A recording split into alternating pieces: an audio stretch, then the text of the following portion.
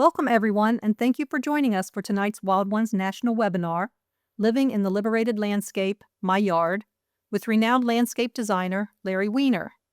We're so glad you could be here. Tonight's event is part of our ongoing Wild Ones Present series, bringing together experts, designers, and practitioners who are reshaping how we think about our connection to the land.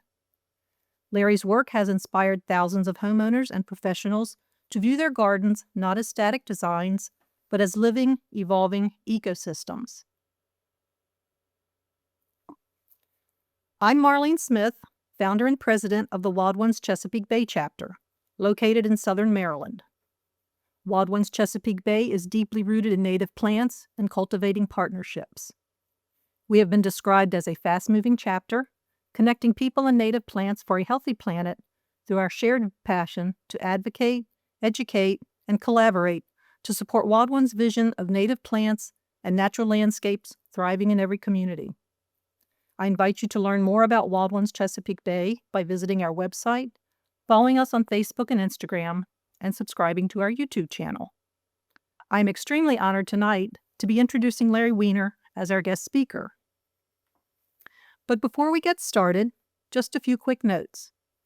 This webinar is hosted on YouTube Live, so feel free to introduce yourself in the chat. If you'd rather not see the chat, you can switch to full screen mode. Closed captions are available in your settings, and remember, you can pause or rewind anytime with your player controls.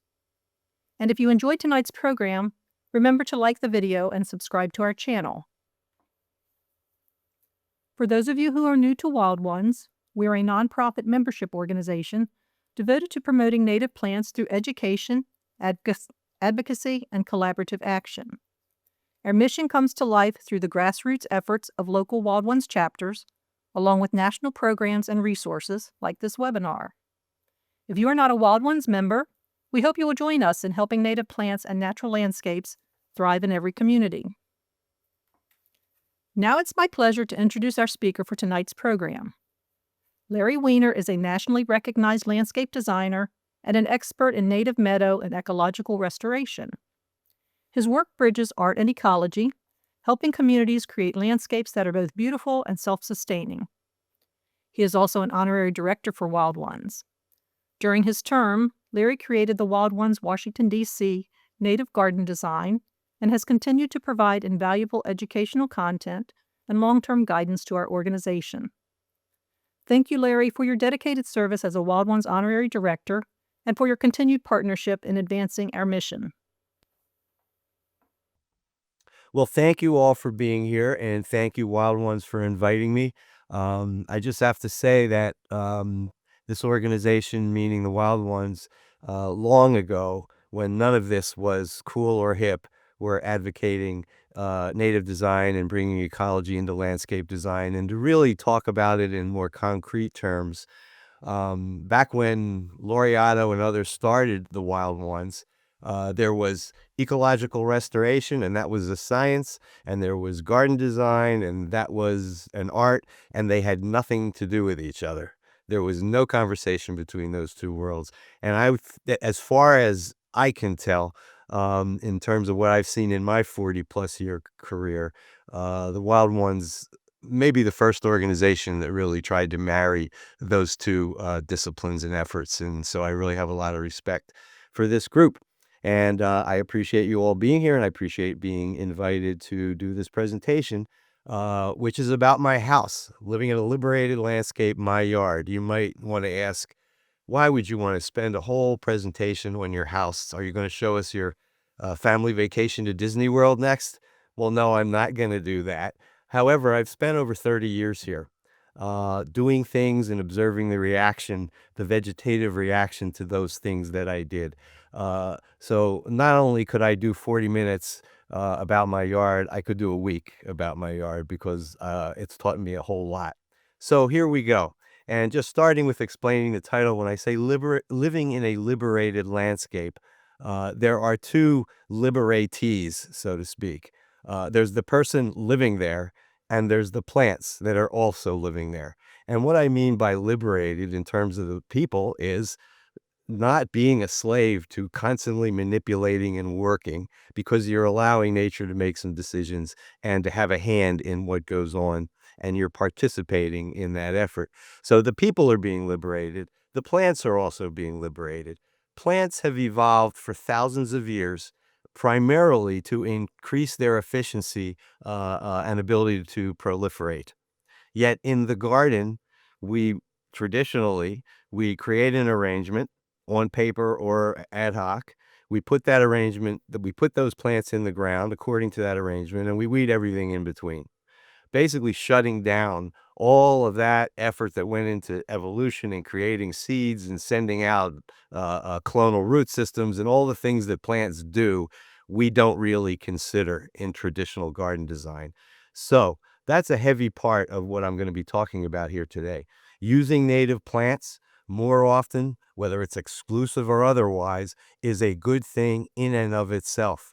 If you're planting a landscape in a traditional manner, except you're using primarily native plants, that's a good thing. That's a big advancement. However, I think we can take this a step further by increasing the percentage of our yard that we are devoting to native plants, maybe as an alternative to lawn or big beds of pachysandra. Um, and once we increase the scale, and by scale, I don't mean you need a big property. I mean a bigger percentage of whatever property you have is devoted to native plants. All of a sudden, you can't buy big fat plants to fill the whole place up, nor can you spend the time to weed every single volunteer that shows up in between them. Now we have to start being in between ecological restoration and garden design. So let's talk about that. And before I leave this image, which is the backyard and the rear of my house, and you can see some trees and a bunch of stuff growing on the ground layer, I will just say most of what you see, not all, but most of what you see, I did not plant, but would not be there had I not done something. So that's what we're going to talk about today. All right. There are a number of terms that are commonly used in ecology, and you would encounter in ecology, terrestrial ecology 101, if you were going to school for ecological restoration. There's a lot of terms that you would be encountering constantly that don't tend to work their way into garden design. And one of them is disturbance. Disturbance has a huge, or lack thereof, has a huge influence on plants grow, whether plants grow or not. And so here we have the rear bank of my backyard, and it was covered in English ivy when I inherited this place. When my wife and I bought the place, and obviously we removed it, and we planted some things, some of which you see on that bank. But I didn't fill that bank with plants. That bank is filled with plants because the original ones I planted have proliferated, and others have come in on their own. But okay, what did I do to prepare for it? I did nothing except remove the ivy. Well, didn't you? I don't have a good soil. I have a poorly drained clay soil. I'm in the Piedmont, right on the edge of the Piedmont and the coastal plain in southeastern Pennsylvania, and it's a heavy, poorly drained clay soil. Now, a good gardener would come in there and maybe till in some compost, add some fertilizer, maybe some sand to increase the drainage, and I did none of those things. All I did was look closely at the soil that I have and research those plants that grow in that particular condition and plant them. Am I limited? Did that limit me? Yes. But what would have been the opposite way to go? All right, there are beautiful, wonderful plants that will grow in a heavy, poorly drained clay. Packer aureus or golden groundsels, the yellow flower, wild geranium. Solomon seal is that hanging white flower on the bottom. Ostrich fern is in there. These plants all can tolerate a horticulturally poor, heavy clay soil. So they're fine. Why didn't I but the plants that won't grow in that are not in there. I could have used them. I could have had a broader palette of plants if I would have made it a nice, well-drained, rich situation, but I didn't. So the advantage of enriching the soil is I can grow a wider variety of plants. The disadvantage of enriching the soil is a wider variety of weeds are happy to grow there also. as well as the disturbance I would have created to bring in new soil or till in compost or all the things that I would have done would have generated a lot more seed germination. And in most of our properties, when we are getting started, the soil seed bank, meaning the seeds that are in the soil already, are dominated by more weeds than desirable plants. Unfortunately, that's just the way it is out there. So by disturbing and tilling things in, I am increasing the weed presence. I am widening the ability of undesired species to be able to come in. Instead, I am limiting their ability by preserving what is horticulturally a poor soil, but picking the plants that go in that situation. And here you can see the results of that after a number of years, and we'll talk about why the proliferation is successful. That's really where we're headed. All right.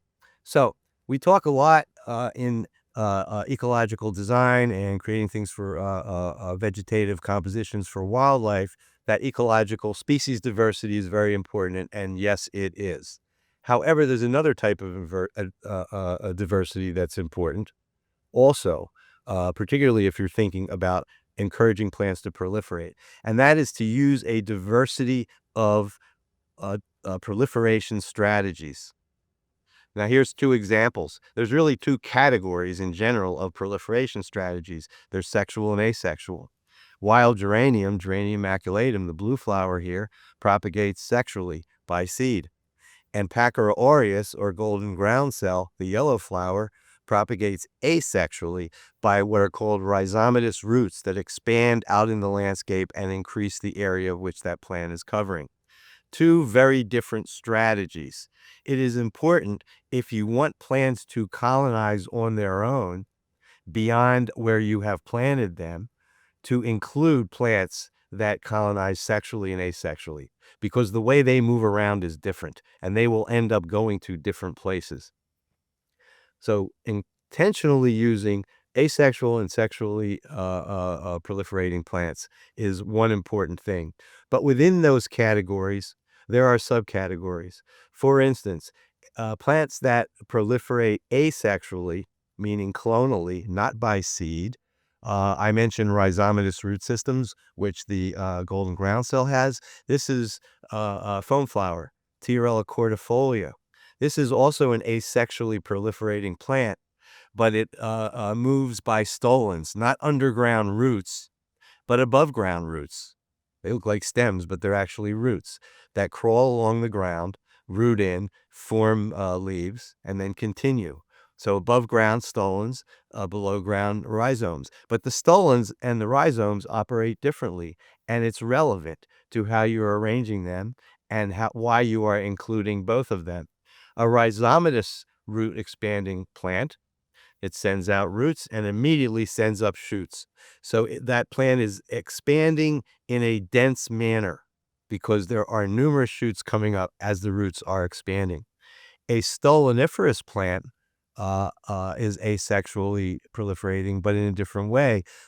The roots are above ground, look like stems, but they're really botanically roots. But immediately upon leaving the original clump, if there is dense vegetation adjacent to it, it does not put out roots or leaves. It continues on until it finds a gap where there's some sunlight and a little open soil. And then it puts down a little root clump, and it puts down up a clump of leaves, and it sends out the next shoot. Now, what's it really doing? Where are the weeds in a landscape? One of the things that is the most important in native design and in low maintenance or management design is to have a dense ground layer that's weed suppressive. And you put plants that are adapted, so they're going to be vigorous, weed suppressive, they're going to be planted densely, multi-layered, so a weed seed has a hard time getting through. But there will always be some weeds. There is no such thing as no maintenance. Where are the weeds going to be in that dense composition? In the places that, because something disturbed it or some condition caused it to be weak, where there are gaps. The weeds will grow in the gaps. Believe me, I've seen enough weeding sessions in my life to know that the weeds are generally in the gaps. They're not coming through the dense vegetation. So what's a stoloniferous plant doing for you? It's reaching out with those stems, finding the gaps, putting down a root system, putting up a clump, and moving on to find the next gap. It's basically very efficiently reducing the weeding of that landscape. And so scattering these plants around as opposed to a clump of them in one place is going to be much more effective because more plants will be near gaps that they can plug up. Meanwhile, the rhizomatous plants are just increasing the density immediately around them. And the result, and seeds are moving around, some by wind, some like geranium drop right at the base of the plant. And so seeds are moving in different ways. And so the gaps in your landscape have, as support behind them, plants that have multiple ways to find their way into that gap, plug that gap, and keep the maintenance as low as possible. So here's the rear bank of my house. And the way the backyard is arranged, there's this stone terrace, which I designed and had built adjacent to the house. There's a stone wall that was actually there when I moved in, rebuilt it to improve it. There's a little stream and pond you can see. That was my work. Then there's the slope that had the ivy, and then there's a flat area up top. And I want to make clear here, this is an inner ring suburb of Philadelphia, and this is between between a quarter acre and a third of an acre. So we are talking about a very small property. What's in the front that we'll see later is a postage stamp, basically. So here's the landscape. One thing I will mention is when I first put some plants in here, one of the plants I put in was cardinal flower. Now, cardinal flower is what is called a ruderal species. All annuals and biennials are ruderal, but some perennials are ruderal too. A ruderal plant is one that establishes very quickly and is very short-lived and non-competitive. And that's the story with cardinal flower. It's not a long-lived plant. So when I planted it, it was there, and then it got outcompeted by the dense vegetation that you see now, and it dropped out.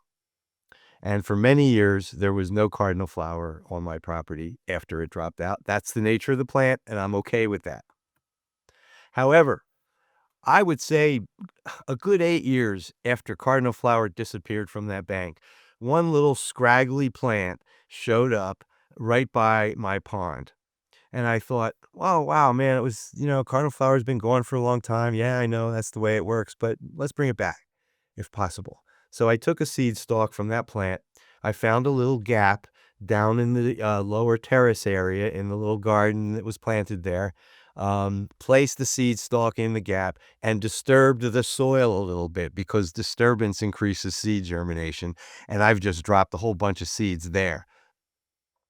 All right. So, there it is. I got a cardinal flower. No big deal. It's not a hard plant to grow from seed.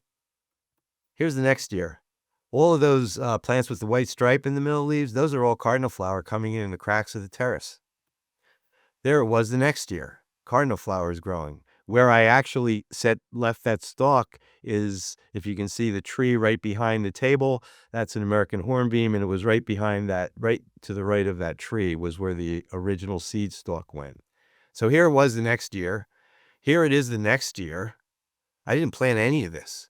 This came from that one seed stalk that I placed right by that tree that you see in the center. Now, my wife and I still would like to use our terrace as much as we like cardinal flower and the hummingbirds that it brings every single day when they're blooming, which is a long time. So we removed it. The design here, we didn't remove it all. The design here is where we left it. And the active part of the design is removal, not planting in this case. So now we have a path to the steps and there's a little bench to the right. And eventually we decided, because we had to move the table off to a not so great position, that we'd like to bring back the center of this landscape and put the table back. So there you have it. Now, here's the story behind that weird gap between the time that cardinal flower was outcompeted on the slope and the time that that one seedling showed up by the pond and I placed it in a gap. Why did the seeds never move from the slope, wash down on the terrace and start growing in the cracks and in these garden beds like they are now. So I had to do a little research, and what I found was that cardinal flower seeds, which are very, very tiny, attach themselves to soil particles, meaning that unless the soil is moving, those seeds aren't moving with water. And that bank is densely planted, so soil is not moving. There is a lot of root mass and leaf mass preventing the soil from moving. So the seeds were in place until I took that stalk and put it just to the right of that hornbeam tree, and now the seeds happen to be falling directly on the stone, and there's no soil to attach themselves to. And so they start moving around the stone and finding the cracks and germinating on the edge of the stone where the water takes it to. So basically, wherever there is soil, the cardinal flower is only there if it is adjacent to stone, because it cannot travel. The seeds can't travel across the soil. Now, you might say there's an aspect to this picture, and I wonder if anyone's picked up on it, that can make a liar out of me, because everything in that center around the tree, well, that's adjacent to stone. And wherever, if you look off to the farthest left, that's adjacent to the stone. And in the foreground, you can see a little one coming up adjacent to the stone. But what about that rear bank? That's not adjacent to stone, and seeds and water are not going to travel uphill, even if they did not have this attached to soil characteristic. So on that slope, there was Asian azaleas, which I left for many years and finally took them off. And instead of buying a bunch of plants, I just took cardinal flower seeds, and I took a couple little clumps of the pachyra, which expands by rhizomatous roots, and some of the tiarella, which expands by stoloniferous stems. And I just put all of those on the bank, sourced from the plants that are already there, and that's why they're growing on the bank. So assisted seed dispersal is a very important aspect of this. Plant plants, not just for the plant, but for the plants that it will generate. And I am assisting it in doing that by taking it to places it won't go on its own. On the other hand, if I had understood this in the beginning, when I first operated in this landscape, I might have planted a few cardinal flowers at the top of the slope and just made a few little scree. I don't need to have stone walks or steps. Just threw some stone scree down the slope in a few ribbons and take the cardinal flower wherever I wanted. So the idea here is thinking about how plants are moving around, how they are proliferating, and how you can assist it by physically gathering seeds and moving them, or maybe conducting them, because you understand how they travel. So here's a bench that I inherited from a client. We were doing a project. This bench they didn't want it. They were going to throw it away. And it actually was a fairly high quality bench. It was old, and the wrought iron work was pretty nice. So I took it home and I dropped it here in front of the stone wall. Now you can see some cardinal flower, which I did not plant, adjacent to the stone on the left. The cardinal flower has settled down some. This isn't wet down here. So when the seeds were first germinating, it was heavy. It's not a long-lived plant, so it starts to reseed. But now they're present in patches here and there, not as dominant as before, and that's fine. If I want to bring them back, I can disturb the soil at the base of these plants, and I will be opening up the ability for those seeds that are being dispersed to germinate more readily, which they are not because of the dense vegetation that those seeds are mostly falling in. So cardinal flower is still present, not as dense as it was, and I actually kind of like it better that way. Meanwhile, the bench is forming moss and lichens like nobody's business, and it's become a piece of art. And it's pretty old now, and the art is becoming richer and richer, and the functional ability of that plant to actually seat someone is becoming not only less rich, but downright dangerous, because it's too rotten to sit on anymore. So the two pots of impatience that you see have two roles. Add a flower through the season to supplement whatever's coming in and going with the perennial plants, cardinal flower and otherwise, and hold up the bench. Because if you took one of those pots away, that bench will collapse.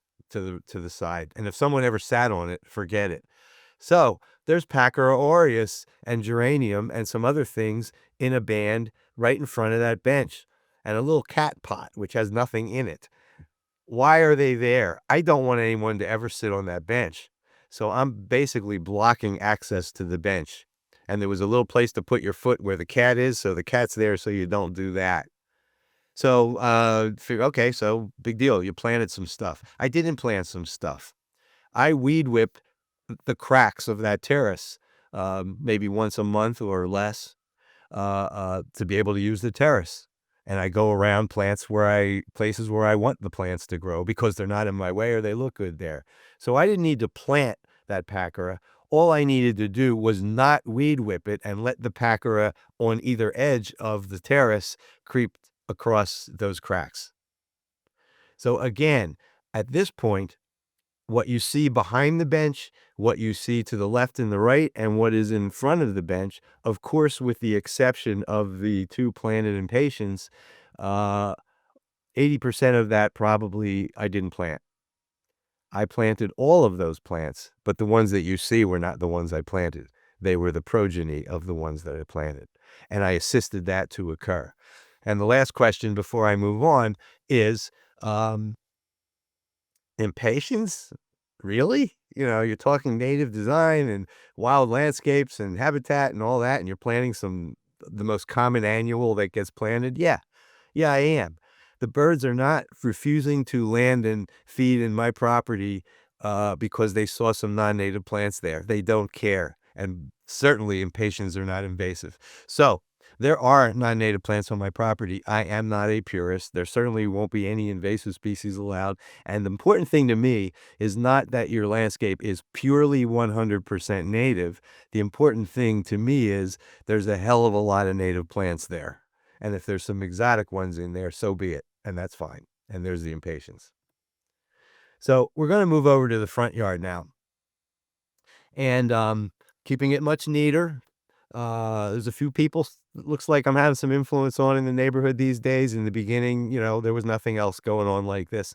So the plants are lower, they're more controlled, but it's still native landscape and things are still moving around, because if you look at those euchera or coral bells that are around the non-native paperbark maple, by the way, that's planted right near the front door, the only ones I planted are the ones above the stone wall immediately around the trunk. And you can see that there is coral bells at the base, the foot of that wall. I didn't plant those. You could see some on the bottom left. That's down by the curb. I didn't plant those. And what is going on is Euchera villosa is seeds are germinating in the landscape, but only where there is little competition so that they can germinate, and it's really dry, because that's where that plant grows in nature. I've seen it growing out of asphalt cracks, out of concrete cracks out of a concrete bridge abutment. So where it's germinating is little competition so the seeds can germinate, and extremely dry. And it's moving around the landscape. Let's move out to that bay window on the top left. That was a crumbling bay window. That brick was the base for it. That when we bought the house was a mess, and we removed it and put in a new bay window on the top. And by the way, that messed up siding on the bottom right has long ago been fixed. But here we've got, in the concrete base, that was the floor of that room.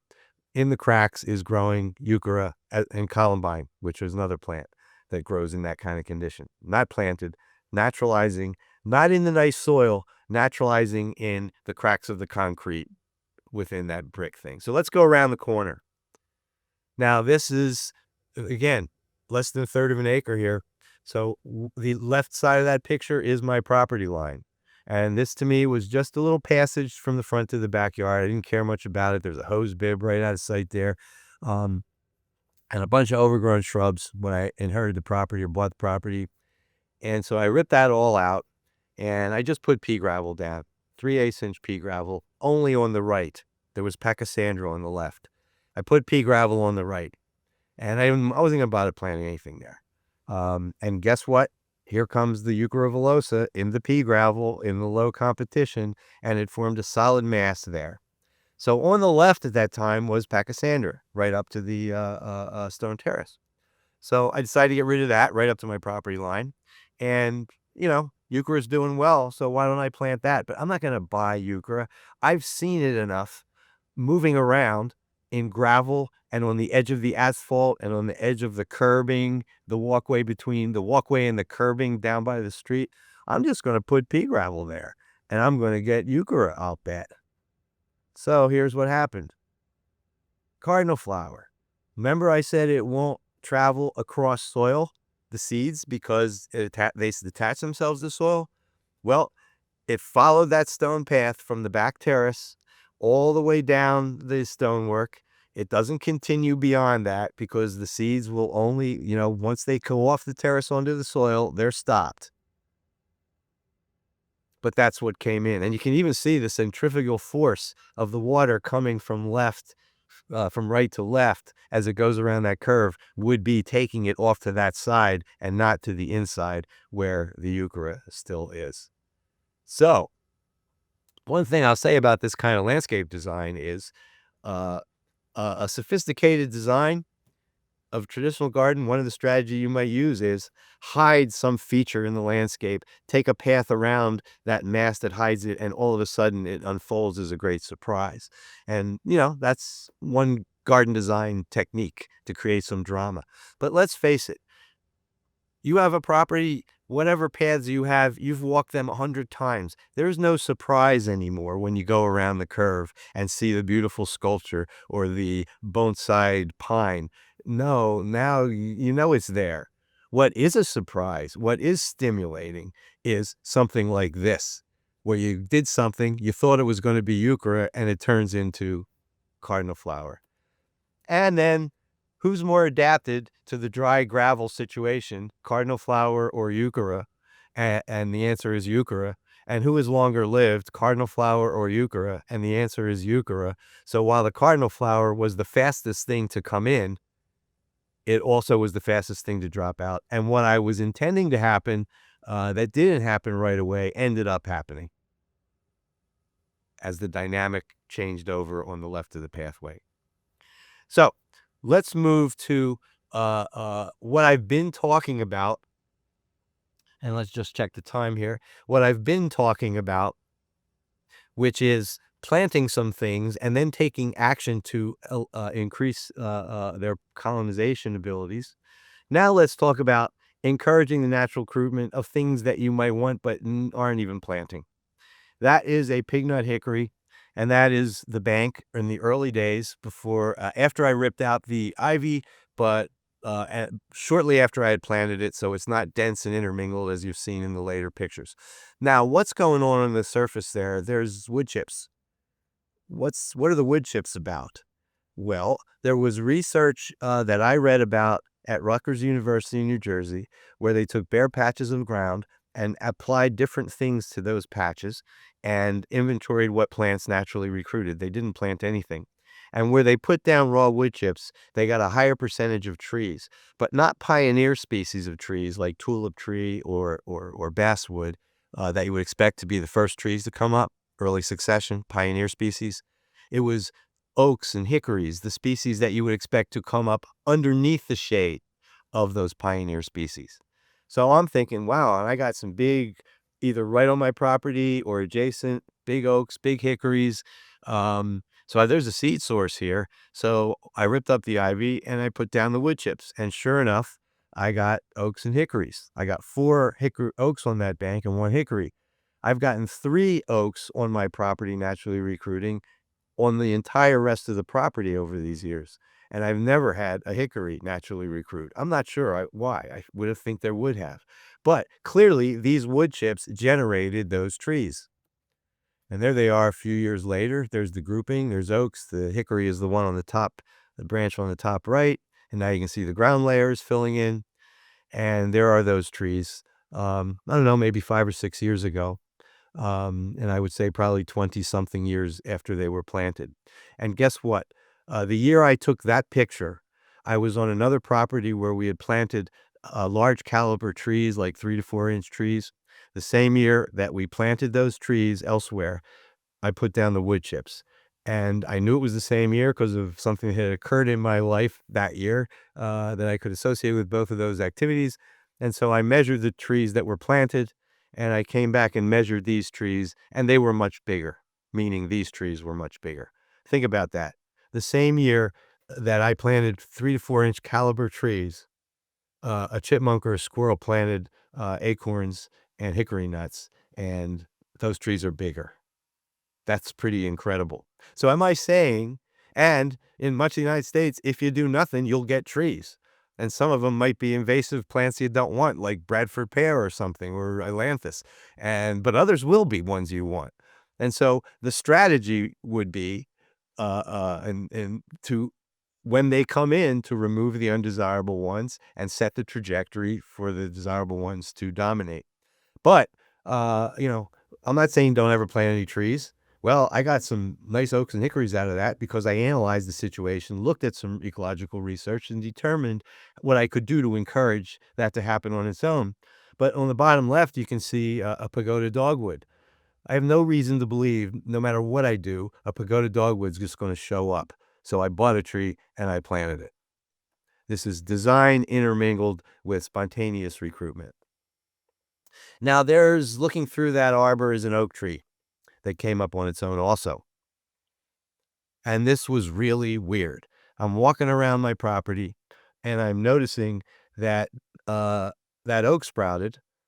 And the weird part of it is it sprouted immediately right in the center of the view access from my dining room table up those concrete steps through that arbor, which wasn't there when I first discovered the tree growing.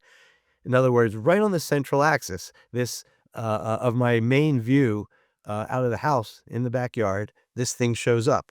Exactly. And I'm thinking, what's the chances of this? This is really weird. But then I remembered, no, I had, for the hell of it, while walking around my property one day with a little bit of wood chips on hand, made a little like 3-foot circle of wood chips intentionally right on that view, that axial view. And then forgot about it. This wasn't a big plan. This wasn't a big deal. It's just something I did while wandering around because I happened to have some wood chips. Forgot about it. Didn't even realize I did it when I did get a sprout until I thought about it a little more. And then I was like, oh, wow, I can not only get oaks and hickories, I can influence where they actually are very specifically. Now, would I tell a client I'm going to put 3 feet, a 3-foot circle of wood chips right here, and you're going to get an oak, or you're going to get a hickory, or you're going to get anything? No, I would not. But if I was doing that in different places, it may very well work in some of them. And the arbor's there because once the tree showed up, that was really important. That's just this, it's going to be beautiful someday, but it's no big deal right now. It's just a young oak trunk. It is a big deal to me because there's a whole intellectual series of events and landscape interactions, from research to putting down wood chips, to putting down some more wood chips, and then the tree grew. So that is an important tree to me, intellectually, emotionally. So that arbor is there because someday that tree is going to be great. But I'll always think about how it came about. So I increased its importance. So an altered seed bank. I mentioned very early on that in most properties where houses have been built and things have been disturbed, the soil has more weed seeds in it than native plants. Not always, but more times than not. That was the case when I first moved here 30-something years ago. But now I am not allowing any weed plants to form seed. And I will say that most of the weeds that come in here that I don't want, I am just cutting them at the base and not digging them by the roots. Why? Because when you dig by the roots, you create a disturbance. What does a disturbance do? It encourages seed germination. And if most of the seeds in the soil seed bank are weeds, you're encouraging weeds. You're pulling one weed and getting 12 in return. It's a never-ending cycle of weeding. If I have a dense vegetative cover on the ground and I reach at the base of right at ground level and cut that weed out, it's got to resprout through 3-4 layers of 18 inches of vegetation there and a dense root systems. And it's got no light until it gets to the top. The plants around it have not had to use food reserves in the soil to regrow. They've never had their life cycle disturbed. They've been enjoying all the light and all the space because they never were cut. And so consequently, after a couple of cuts, most weeds will expire. And if they don't completely expire, they never expand and never take over the landscape, and they're okay. The caveat with this is you can only do it if you have a dense cover already, because if you cut it in a mulch bed at the base, the minute it resprouts, it's got light, so it will come back many more times. And this doesn't work on highly aggressive rhizomatous root system weeds like mugwort or Japanese knotweed. They're too aggressive. You can cut them too many times, they will come back. So the most aggressive, you need a dense cover first, and then cut instead of pull by the roots, except the most aggressive rhizomatous seeds. And what is the result of that over years? I've cut those plants. They've never produced seed, the ones I didn't want. So the seed bank is now altered. The plants that I either planted or I have encouraged to proliferate are throwing millions of seeds around. Their roots are expanding. The seed bank is now altered in favor of native plants. And so where there are gaps now, it's more likely to be a native plant that I either planted or that have allowed to colonize than a weed. And so here's a little patch with Pennsylvania sedge is the grass there. That's a beautiful ground cover, open woodland sedge. I didn't plant it anywhere. It came in on its own. There's wild geranium kind of on the top. I planted it, but not there. There's a cardinal flower kind of a little lower center left. I planted it, but not there. There's some violets. I didn't plant those, and they're fine. And people think they're weedy in a garden, but they intermingle beautifully in this kind of a composition. The point is, I'm getting plants all over the place that I want. This was my vegetable garden. Those were towers that I made to support the Three Sisters garden, actually, with corn and beans and squash growing up and squash spreading. And then the pandemic came, and we just didn't plant any vegetables. And it wasn't a great place for vegetables anyway, because it was not full sun. So I didn't plant it that year. And here's what grew. Here's what grew. And I'm not going to show you all the stuff that grew in that garden on its own, because the seed bank has been altered. And there's cardinal flower and there's Joe Pye weed. And this year, I took this picture a couple weeks ago, pokeweed came up. Now, pokeweed is a weed to most people, but it's a native plant and it's got wildlife value, and it's actually quite beautiful. It can be very wrangly. It can be ugly in the wrong place, but coming up in amongst these towers, it was kind of cool. So I left the pokeweed. Not only did I leave it, but I pruned it a little bit to thin it out so it had a little structure and it wasn't just a big mass. How long did that take? Oh, yeah, that's persnickety maintenance. You must do a lot of maintenance. No, I must have spent 10 minutes making a few cuts. And now I've got, I may be the only horticulturist in the history of horticulture to prune a pokeweed. I can't say that definitively. I hope I am. At least I got something that I'm unique about. And here's just a close-up. Pokeweed's a beautiful, beautiful plant. And it can be the ugliest thing in the world when it's sprawled all over amongst invasive plants or right on the edge of a planting where it would spill over onto the 9 times out of 10 from a visual standpoint in a garden, it's not going to work. But once in a while, it does. And I'm okay with it when it does. So management and design intermingled. This is that upper area above the bank. And I planted some Allium cernum, and they have increased over time, which is the plant that you see there.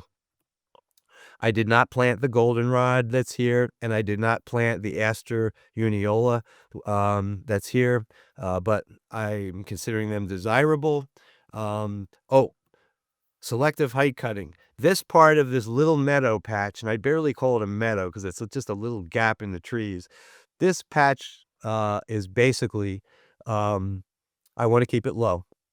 And so couple things I planted in there, and Pennsylvania sedge is coming in on its own a lot too. I planted low, and the maintenance is to weed whip. If nothing is taller than 18 inches in that planting, I weed whip it at 18 inches a few times a year. So anything that comes through is taller, I'm cutting it, and I want it to stay short. And that plant will either resprout shorter, or it will expire because it's continually getting cut. And so that's the perimeter area and the center where I cut. Now, there are two patches that I don't cut. And I've got this aster goldenrod and some other things coming up. So where do I cut and where I don't cut is the design. And selective stem cutting that I said here is the goldenrod can get taller than I want. So I just cut the tallest stems like you would artistically prune a shrub. Instead of shearing it, instead of cutting it back, I just cut the longest stems, leave the shorter ones. And that also is about a 20-minute job once a year. And the aster is a perfect height as is. Now, here's a picture I took this morning. Now, this is obviously much later in the year. The flowers are gone. We're in the latter stages of fall.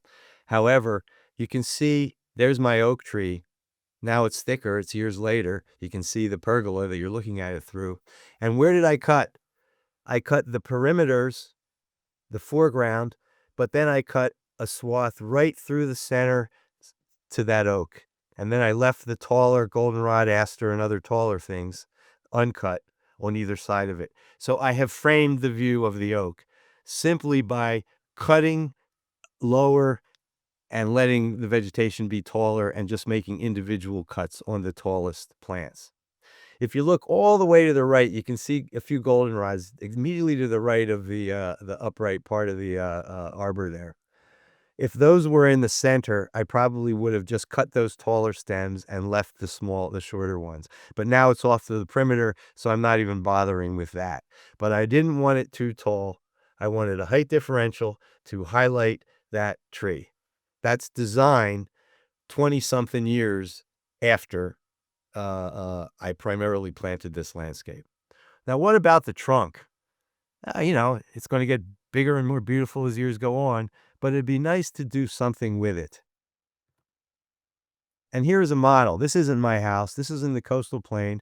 This was a client who had some kind of a garden in front of this. And it was kind of wild, and she didn't like it, and she wanted me to redesign it. So I walked behind it. And this is the coastal plain. This is the pine barrens. And there was this beautiful mountain laurel naturally occurring and periodic branches encircling the beautiful platy bark of the pitch pine. And that was a beautiful composition. It was like kind of windows of the trunk that was created by the crossing branches. So I decided, and I saw this years ago. It's photographically bad, because I used to have a terrible camera and I was a terrible photographer. I'm a little better now. So that's my strategy. So I did plant a bottlebrush buckeye there, and you can see the branch starting to cross. And there I prune to expose the bottom window. Another branch will cross over top, and I'll prune to have a series of windows up that trunk, and that will be the design.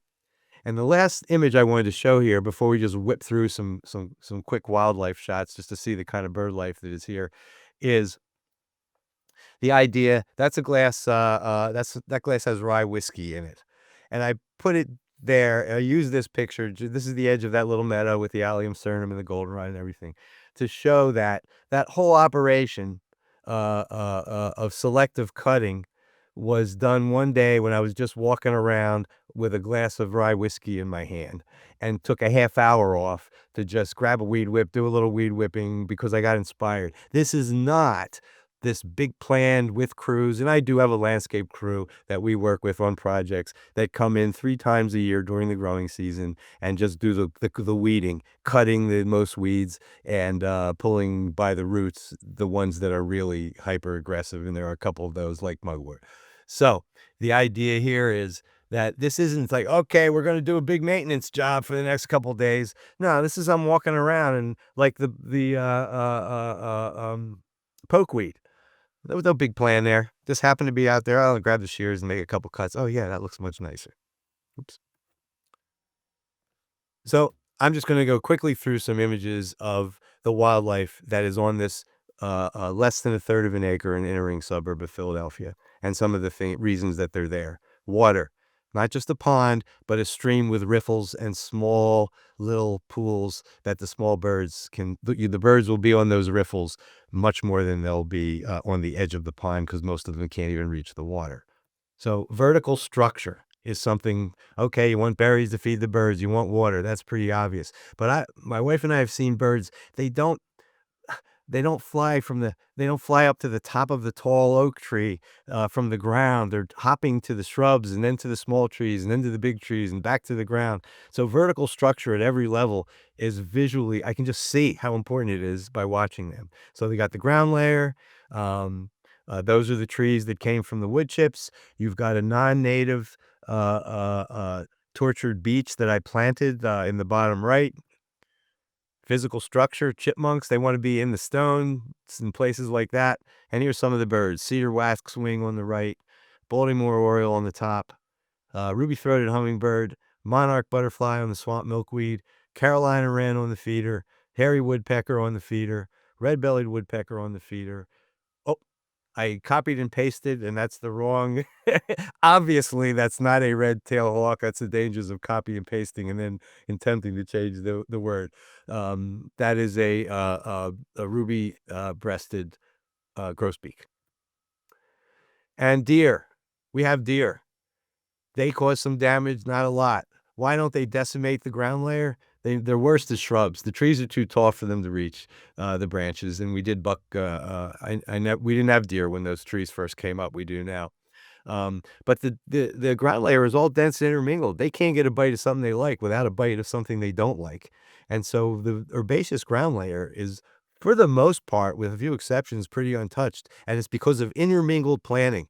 They don't like Pennsylvania sedge. They don't like anything in the mint family. They love asters. But if they're all together, they can't get one without the other.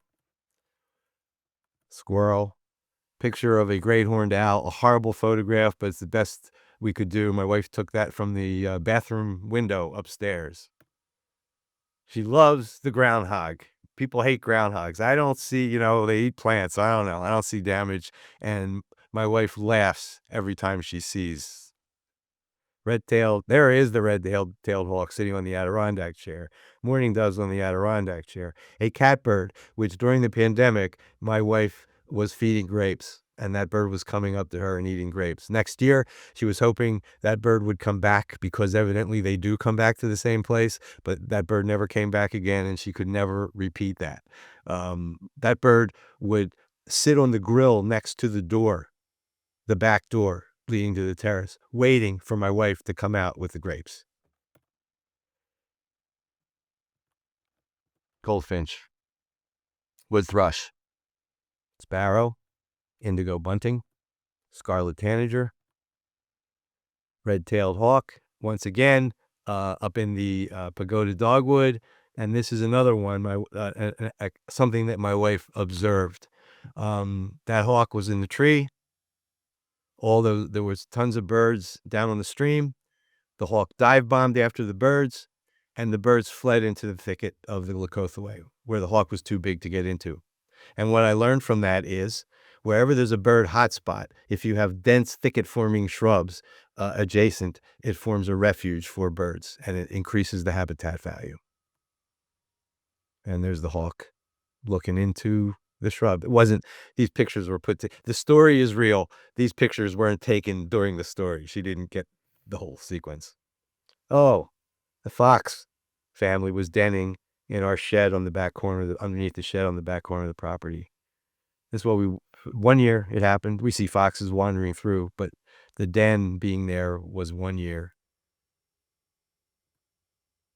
And so, winding it up here, here's my landscape plan. I was always going to do a landscape plan like I do for my clients next week. Here's the end product of it. I would never want to design my landscape now, go back and do it. It's a partnership now between me and what nature wants to do, which is a very different way to live.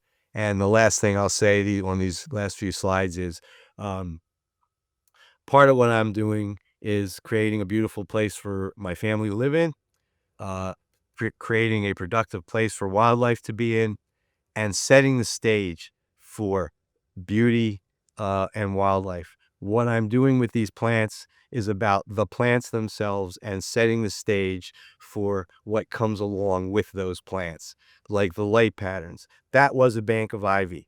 It would not, even if you like ivy, English ivy, there's no way that the sunlight on that bank would be anything as interesting as that is. and things like that. Those are the trees that came from the wood chips. I love being out there at night, and that is one of the trees that was the source, one of the oaks that was the source for the trees, and that's the moon at night. And I just love the architecture of that tree. And there's the pond, and there's a cardinal flower. Oh, guess what? That's almost exactly where the original one was, but that's not the original one anymore. And one little scraggly plant over the water with the reflection of the fern, which I did not plant anywhere. Sensitive fern came in on its own, and it's welcome. And the last image I have here is a pic going back to the lichen moss bench with one little cardinal flower that peeks through, and ostrich ferns behind. There's nothing that I did, nothing there that you see that I planted. And I can't design anything any more beautiful. I can't design anything more I can't design anything more rich than that lichen and moss pattern. I can't create the surprise intentionally that that cardinal flower gave me when it popped through that bench, and I thought, "Oh man, that's photo worthy." Again, I would refer back to living in this kind of a landscape is very liberating for the people and the plants, and is very rewarding and a very different experience. And I would encourage you to give it a try, even if it's in a small patch of property, and work your way bigger. But I think you'll find it gives a whole nother dimension to how you live and how you interact with your property and how you feel about it. So thank you very much for attending. Thank you, Wild Ones, for having me here. I really appreciate having the opportunity to talk about this stuff. And happy trails, and I wish you all the best in your landscape efforts. So, Larry, thank you so much for such an inspiring presentation. You've really helped us to see how dynamic living landscapes can come together when we work with natural processes instead of against them. We've had so many great questions come in from the audience, everything from practical planting challenges to big picture design philosophy. We'll take a few of these now. Our first question comes from Allison W., and it's one I think a lot of people are wondering as we head into this season. She asks, "What does your fall cleanup look like?" A good question, and it has to do with ecology, and it has to do with the visual aspect of the landscape, and it has to do with the neighbors. In the front yard, I remove the leaves and I put them in a compost pile that's hidden in the back corner of the property. And at the same time, I take from the bottom of that pile some compost that's kind of got a little bit of leaf matter, still small leaf pieces in with what is more soil like. So it's kind of between mulch and I redeposit it in the front um, as a mulch. And so that's what I do there. In the back, and one of the reasons I do that in the fall is, if I don't remove those leaves, it's gonna blow onto other people's properties, and it's gonna tick them off, and I have no interest in doing that. But in the backyard, I leave the leaves in the fall, and in the late winter, end of winter, very early spring, all of that herbaceous vegetation gets weed whipped and chopped up, and that gets removed along with the leaves and put on the compost pile. And again, instead of doing it in the fall, we'll bring the partially decomposed compost back and spread it on that slope. And I don't know that I have to do that anymore. But I think it's keeping, there's not as much suppression of seed germination. In the woods, my landscape is much more shaded than not. And in the woods, the leaf cover prevents a lot of seeds from germinating. And in many cases, there's a lot of just leaves with patches of ground layer vegetation. I want dense vegetation. I want weed suppression. I want diversity. So I'd rather keep the nutrient recycling going, but without, especially with oak leaves, which can be very flat and suppressive. So that's what I do with the leaves. Our next question comes from Karen W., and it's one that a lot of people echoed in different ways. Karen writes, "I have an average-sized suburban lot with native shrubs, perennials, and grasses that attract all kinds of wonderful wildlife, frogs, birds, and insects, but also a thriving population of cottontail rabbits. They've made it hard to get new plantings established, even with fencing. Over your years in the field, have you dealt with this challenge in your own yard or in a client's landscapes? What advice do you have for managing or coping with rabbits when a dog isn't an option? Yeah, it's a good question, and I will say that of the small mammals, the ones that I've had the most problem with are voles, and it's not because they're eating the foliage; they're chewing the bark at the crown of the plant, and the plant just kind of breaks off. But it's not something that is pervasive and is constantly happening, and we can put some protection. If we'll see it happening a couple times, we might put protection around it. It's pretty rare. But I will say when you talk about things like rabbits and groundhogs and even deer, which I mentioned, I when the deer first started showing up because they weren't there in the early days of my property, I was, should I put up a fence? Should I not put up a fence? Wife and I talked about it, and we decided not to. We didn't want to inhibit other wildlife, and and she loves seeing the deer too, even though she understands they're problematic. So we never did. And as I said, the things that I've seen them eat most are shrubs. Like, they ate leaves off some gray dogwoods that I planted. They ate leaves off of mountain laurel, but then they get bigger and out of their reach. But the herbaceous layer, they have, for the most part, left alone, and I think it's the 2 reasons that I mentioned, or one that I mentioned, which is the intermingled nature. There's just too many plants growing together, and in fact, you could say, well, when you first plant them, they're not. They gotta grow to grow together. Not really. I plant plants where, 2 perennials in 1 hole, and 1 perennial is one that is not palatable. This is often for deer, not palatable, and one that is. So if I plant, a white wood aster, which deer will love, with a Pennsylvania sedge, which they will never eat, in the same hole, they can't get one without the other, and they leave them alone. So I think what's happening in my yard is the intermingled nature of the ground layer, which is the plants that they can easily chew up, whether it's a rabbit or a deer or a groundhog. And I have groundhogs, and there are rabbits here and there.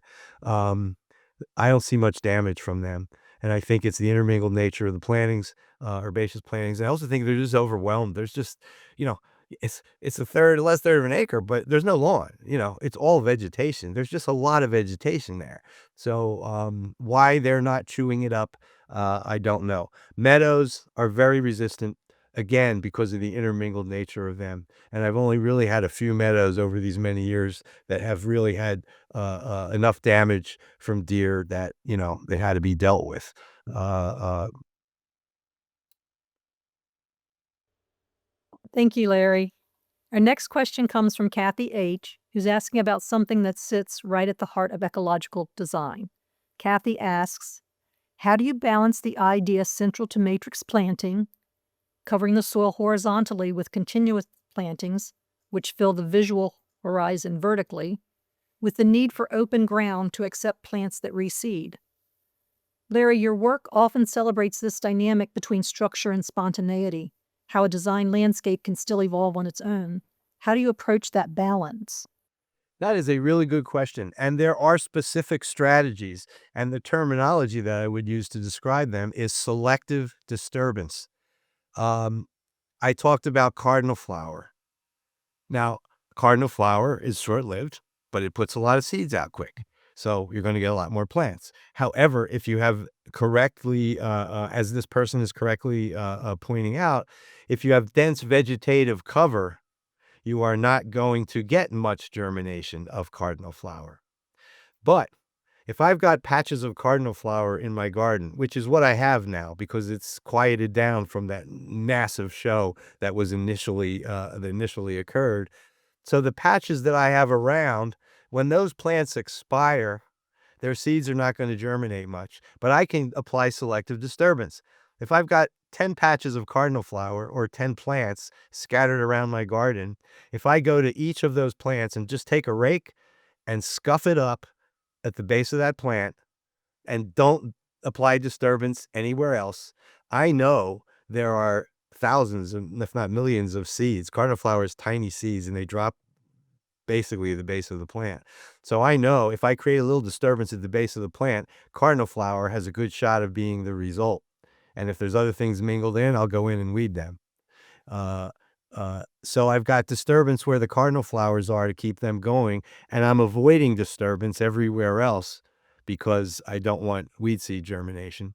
And I'm cutting plants at the base instead of pulling them in between, or weed whipping over the top of that composition so taller things that come through get cut automatically.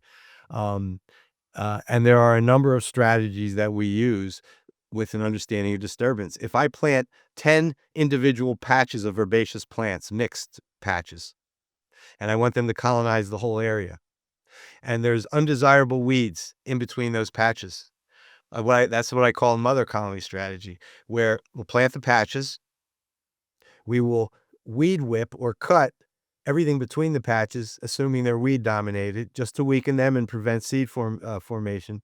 Once that initial patches fill in and are forming seed and are dense and weed suppressive, we'll remove the weed in a circle in the perimeter adjacent to that patch. So we've created a place where roots can move in easily from the original patch and seeds can germinate easily because we removed the competition. The patch is low maintenance because it's dense and weed suppressive. The big picture between the patches is being cut to just hold the weeds back. But where the maintenance now is in that new expansion zone around that. And we got to select who wins and who's not going to win in there because both seeds of the undesirable plants in the patch are there. And then when that fills in, you make another remove of the perimeter of that. So each patch gets bigger and bigger over time. In the meantime, the weed whip between the patches becomes smaller and smaller until it becomes colonization. So those are two very specific strategies that are applying disturbance where you want seed germination to occur and withholding disturbance where you don't. And it's based on where the seed composition in the soil at a particular place. Brains over brawn is what I call that. I love those two strategies. Definitely something I'll apply. Our last question comes from Megan D., who writes, "Thank you for sharing your expertise with us. As someone looking to pursue a career in the ecological field, what advice would you give to someone facing challenges in finding their initial footing and aspiring to a leadership role? Could you share how you first established yourself in this field and what steps helped you to get there?" Yeah, a really good question. When I started, it was me and one employee, and we were just doing very, very small little backyard gardens. And I was interested in wildness and I was interested in native plants, but I had by no means the kind of intellectual thought processes going on that I do now. That has been learned over time. My background, my degree is an associate degree in ornamental horticulture. I don't even have a bachelor's degree in anything. So, and it was actually a very good program for what it was. So I started off very small time. And I will say one thing about getting clients to go along with this kind of an approach. When I was started my business over 40 years ago, nobody wanted this. Forget it. Nobody was interested in this. I was. Um, and so when I was meeting a client for the first time and talking about what, the design could entail, I was not out there talking ecology and talking saving the world and I was really listening to what they wanted.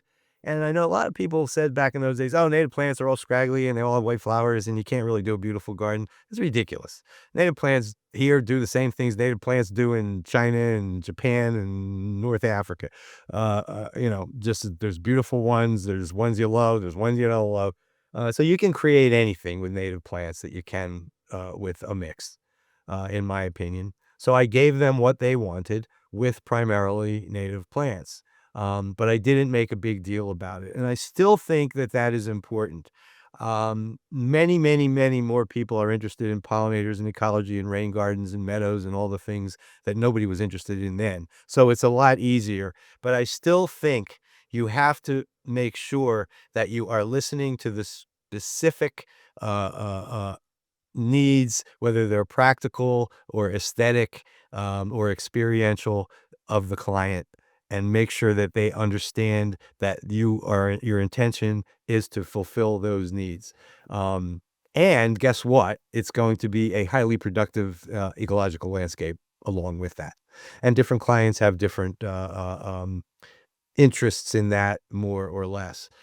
So I would say, that's the thing. And the other thing I would say, if you're trying to start a company that has an ecological focus, whether it's landscape architecture firm or a design build firm or a contractor, any of these things, um, the way to gain credibility is not paid advertising. It's not fancy websites. It's not direct mail.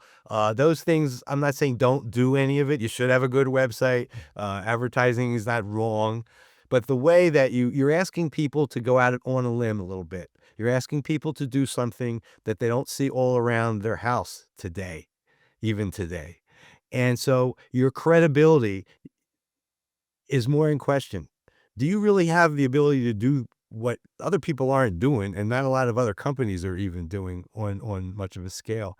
So credibility does not come from a website where you wrote something about yourself or you paid something to write about you or an advertisement or direct mail. That's all coming from you about you. And our clients are not stupid. They know that. So where I'm going at to the here is I think the best way to establish credibility, which is crucial in this arena, is to do things that indicate someone else conferred credibility on you. Write an article for the local nature center or for a local arboretum. And they're dying for articles in their publications. They're short on staff and volunteers are doing things and they're trying to get them. Write an article. Maybe offer to do a lecture if you're so inclined. If that's not something that you're comfortable with, fine. Get on the advisory board of the Bowman's Hill Wildflower Preserve. And now that's on your resume.